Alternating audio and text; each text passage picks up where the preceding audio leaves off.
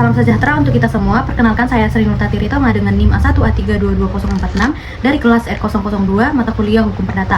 Baiklah, di sini saya akan menjelaskan mengenai dua contoh kasus keperdataan. Yang pertama yaitu keperdataan perbuatan melawan hukum dalam sengketa hak waris tanah dengan judul Penanganan Penyelesaian Perkara Perdata Perbuatan melawan hukum Register Perkara nomor 13/PDT-G /2019/PN KDR karya Fajar Khoirul Hidayah dan Berbeda 2023. Baiklah, langsung saja. Kasus yang dianalisis dalam jurnal ini merupakan perkara perdata yang berdasarkan gugatan pada pasal 1365 Kitab Undang-Undang Hukum Perdata.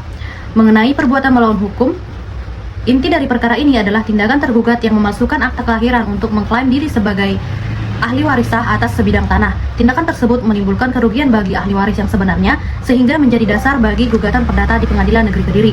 Nah, sengketa bermula dari tanah warisan milik Thoimah binti Satrojo yang kemudian diklaim oleh Endang Murtiningrum menggunakan akta kelahiran palsu untuk memutihkan status anak angkat. Akta tersebut ternyata tidak terdaftar di Dinas Kependudukan dan Pencatatan Sipil Kota Kediri sehingga secara hukum tidak memiliki kekuatan pembuktian. Berdasarkan akta palsu itu, tergugat membuat surat pernyataan waris palsu dan melakukan balik nama sertifikat tanah ke atas namanya. Perbuatan ini kemudian digugat oleh Sukanah dan ahli waris sah lainnya sebagai bentuk perbuatan melawan hukum. Nah, unsur perbuatan melawan hukum, hakim menilai perkara berdasarkan 5 unsur pasal 1365 KUH Perdata, yaitu yang pertama adanya perbuatan tergugat membuat akta kelahiran dan surat waris palsu. Yang kedua, pembuatan tersebut melawan hukum atau tidak sesuai ketentuan hukum waris dan administrasi pertanahan. Yang ketiga, adanya kesalahan pelaku, tindakan dilakukan secara sadar. Yang keempat, adanya kerugian pihak lain, ahli waris sah kehilangan hak kepemilikan tanah. Yang kelima, adanya hubungan kausalitas, yaitu akta palsu menyebabkan perubahan kepemilikan tanah secara tidak sah. Nah, kelima unsur tersebut terbukti secara yuridis sehingga tergugat dinyatakan melakukan perbuatan melawan hukum. Kemudian, pertimbangan Hakim Pengadilan Negeri Kediri memutus bahwa akta kelahiran dan surat waris yang digunakan tergugat tidak sah serta membatalkan sertifikat hak milik yang diterbitkan atas nama akta tersebut. Pengadilan Tinggi Surabaya menguatkan putusan Pengadilan Kediri. Mahkamah Agung menolak kasasi tersebut. Peninjauan kembali atau PK juga ditolak karena tidak ditemukan kehilafan hakim. Dengan demikian, putusan ini telah berkekuatan hukum tetap atau inkrah fan. Yang selanjutnya yaitu kaitan dengan prinsip hukum perdata. Kasus ini memperlihatkan penerapan asas-asas penting dalam hukum perdata, yaitu yang pertama, asas kepastian hukum, yaitu hanya dokumen resmi dan sah secara administratif yang dapat dijadikan dasar hak keperdataan. Yang kedua, asas keadilan, yaitu hak kepemilikan dikembalikan kepada pihak yang berpihak secara hukum. Yang ketiga, asas kemanfaatan, artinya keputusan ini mencegah penyalahgunaan dokumen kependudukan untuk kepentingan pribadi. Nah, kesimpulannya itu, kasus ini menunjukkan bahwasannya penggunaan dokumen palsu untuk memperoleh hak atas tanah merupakan perbuatan melawan hukum sesuai pasal 1365 KUH Perdata. Putusan hakim yang membatalkan seluruh akibat hukum dari perbuatan tersebut merupakan bentuk penegakan hukum perdata yang menjamin keadilan dan kepastian hukum bagi para pihak. Dengan demikian, hukum perdata berperan penting dalam melindungi hak kepemilikan individu sekaligus menjaga integritas sistem administrasi pertanahan di Indonesia.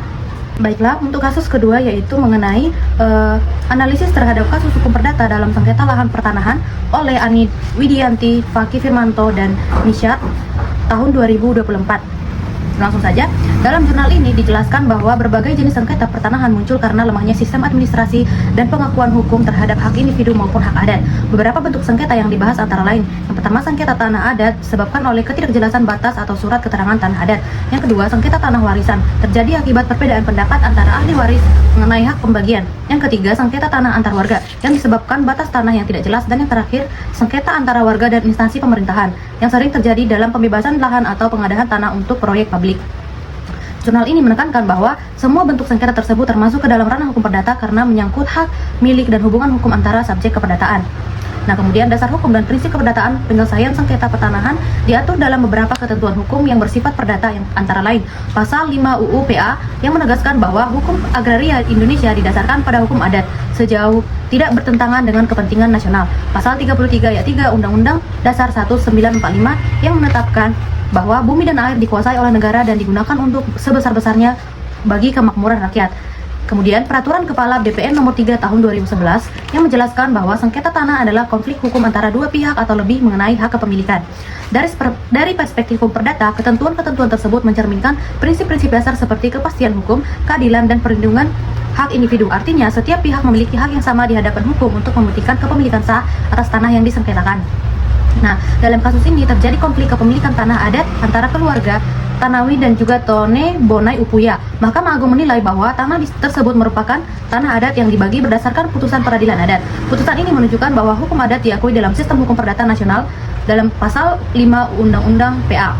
Kasus sengketa tanah waris atau putusan MA nomor 1989 K garing PDT 2001. Kasus ini berkaitan dengan tanah warisan yang dikuasai oleh pihak yang tidak berhak. Mahkamah Agung memutuskan bahwa hak waris tetap berada pada ahli waris sah berdasarkan bukti surat dan sanksi menurut hukum.